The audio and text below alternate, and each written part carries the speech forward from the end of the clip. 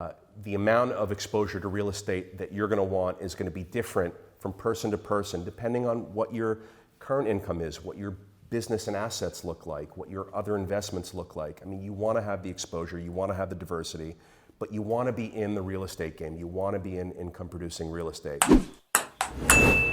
I'm a real estate guy, so I have the significant majority of my investable capabilities in real estate. And I'm happy about that. I mean, we've talked about the time that we're in right now. It's a pandemic, and I get cash flow from my performing real estate investments right now. And they're apartment buildings, they're not office and retail buildings. Bank of America made a statement last year in 2019 that they were altering their asset allocation model, the standard model, the 60-40 model, 60% equities, 40% bonds. And so you've got Bank of America and the other banks and advisories saying, go heavier on income, heavier on income. Well, if you're going to go heavier on income, what's going to be your solution for that? What are your income producing assets? T-bills? You know, bonds? Like, where are you getting the income from? So if we're going to be seeking income, why not seek income producing real estate? And if you look at history, income producing real estate often has outperformed many other asset classes. So, George, it is a good question to ask how much of my net worth should be in real estate.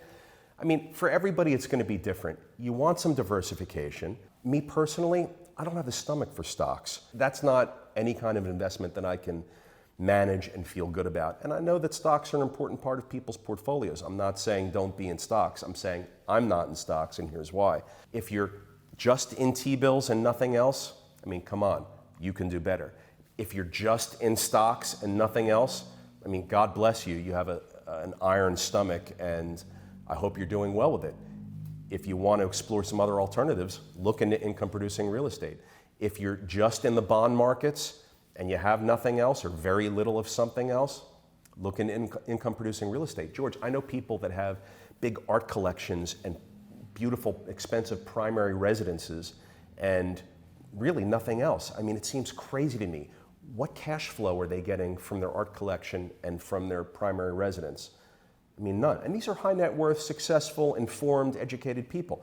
I mean, so it's mind-boggling to me to see the various different investment strategies that a lot of people have. But the answer to your question, George, is that the amount of exposure to real estate that you're going to want is going to be different from person to person, depending on what your current income is, what your business and assets look like, what your other investments look like. I mean, you want to have the exposure, you want to have the diversity, but you want to be in the real estate game. You want to be in income-producing real estate.